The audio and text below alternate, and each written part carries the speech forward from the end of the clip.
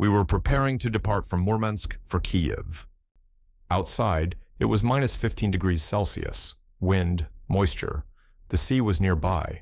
Murmansk was the main base of the Soviet Northern Fleet, and the weather rarely let you forget it. For us, it was a turnaround flight. 3 hours from Kyiv, refuel, and 3 hours back. The cabin was completely full. In fact, it was so full that 2 naval officers had been seated on temporary folding seats in the forward vestibule. The boarding stairs had already been removed. The aircraft was ready to start its engines. Then, engine number 1 refused to cooperate. Its fuel shutoff valve would not open. Today, many more people know what a fuel shutoff valve is than they did a few years ago, for a rather unfortunate reason. These were the same valves that attracted so much attention after the Dreamliner accident in India. On the Tu-154, their purpose was exactly the same. No fuel, no engine. The protection system was different, however. On the Boeing, the switches are protected against accidental movement by a pull and move mechanism. On the Tu-154, the switches were located on the flight engineer's panel and protected by red safety covers. The start clearance arrived. The flight engineer opened the cover and moved the switch for engine number 1. Nothing. The green light that should have confirmed the valve opening remained dark. The lamps were checked. The indication system was working perfectly. That was mildly annoying, not because the valve had failed, but because Murmansk had no Tu-154 maintenance base. The local technicians serviced the aircraft during turnarounds, but they did not specialize in the type. Trying to explain over the radio where the valve was located beneath the aircraft quickly became pointless. The flight engineer looked out through the forward door. "Captain, they're going to dismantle the airplane before they find it."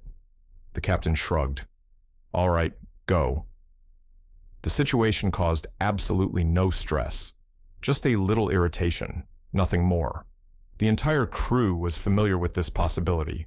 The combination of sea air, humidity, low temperatures, and long parking periods occasionally produced exactly this problem.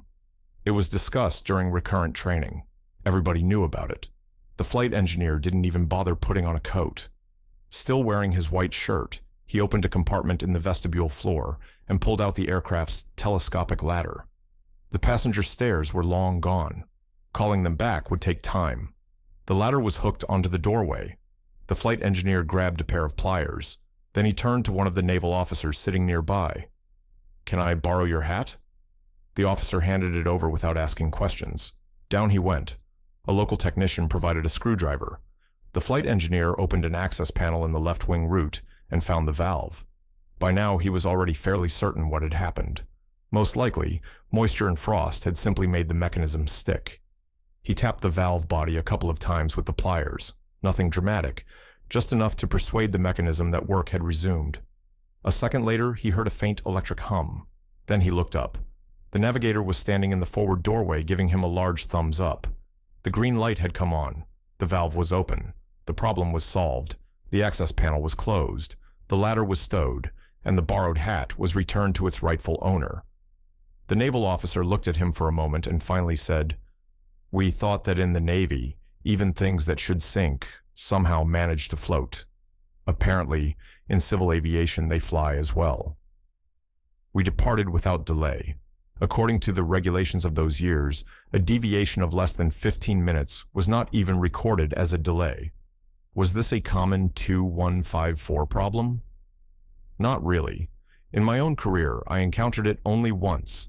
But in those days, crews knew their aircraft exceptionally well, not because they were extraordinary people, because that was simply how they were trained. After arriving home, the flight engineer entered the event into the technical logbook. The wording was brief and completely official. During engine start preparation in Murmansk, fuel shutoff valve number 1 failed to open. Fault corrected by tapping on the valve. The entry was not a joke, and it was not ignored.